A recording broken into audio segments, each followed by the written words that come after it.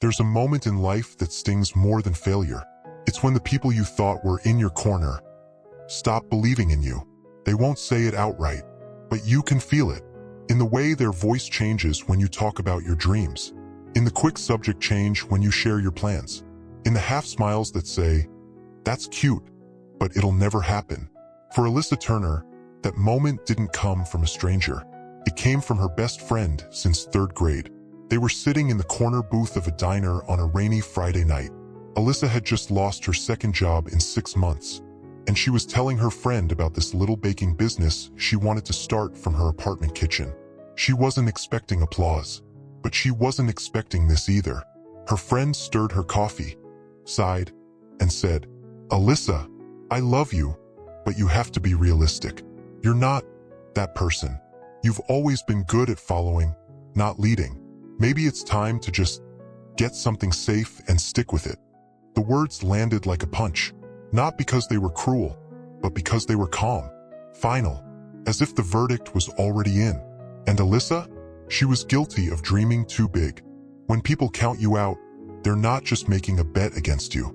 They're writing your ending before the story's even finished. For Alyssa, those words echoed long after she left the diner. Back in her 1-bedroom apartment, she replayed them like a bad song. Not that person. Always been good at following. Maybe her friend was right. After all, the evidence wasn't in her favor. Dropped out of college after 1 year. Fired from a receptionist job for being too slow with the software. Quit a retail job because the schedule made it impossible to care for her sick mom. Her resume was a list of almosts and not quites.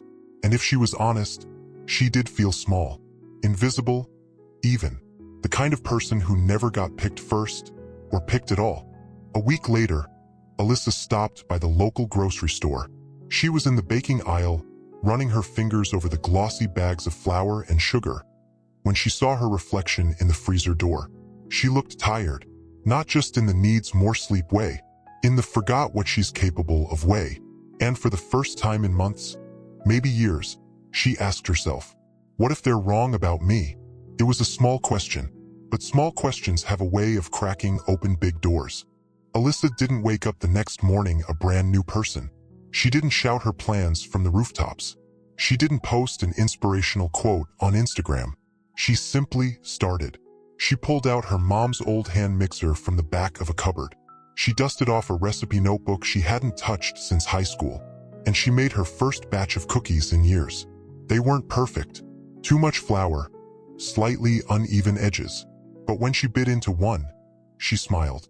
It wasn't just the taste. It was the proof. She could still create something from nothing.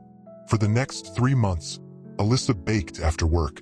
Cupcakes, muffins, brownies, loaves of bread.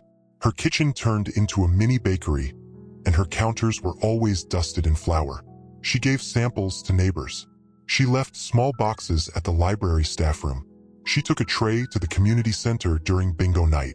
People started asking, "Can I buy a dozen of these?" She didn't have a business license yet. No website, no fancy logo, but she said yes anyway. Because here's the thing. When you've been counted out, sometimes the most powerful thing you can do is count yourself in before anyone else does. One day, she saw a flyer at the coffee shop. Local makers market, vendor applications open. Her first thought, I'm not ready. Her second thought, that's exactly what I told myself last time. She applied. She got in. And 3 weeks later, she was standing behind a folding table covered in homemade baked goods, wondering if anyone would even stop. By noon, she was sold out. A woman came back for a second box and told her, "You should open a shop. You're too good to be baking out of your kitchen forever." Alyssa smiled, because for the first time, someone she didn't know was counting her in. 6 months after that market, Alyssa had a part-time assistant, a website, and orders booked 3 months out. Her best friend, the same one from the diner, ordered cupcakes for her niece's birthday. And when she came to pick them up, she looked around the kitchen, the shelves full of labeled containers and neatly packaged goods, and said quietly, "I guess I was wrong." Alyssa didn't say, "I told you so." She didn't need to. Her life was saying it for her.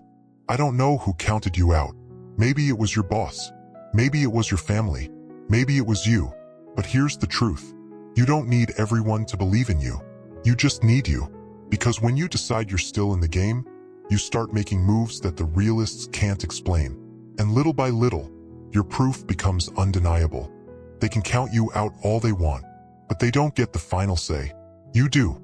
So count yourself in. Even if your voice shakes when you say it. Even if you're starting with nothing but a half-broken hand mixer and a recipe you haven't touched in years.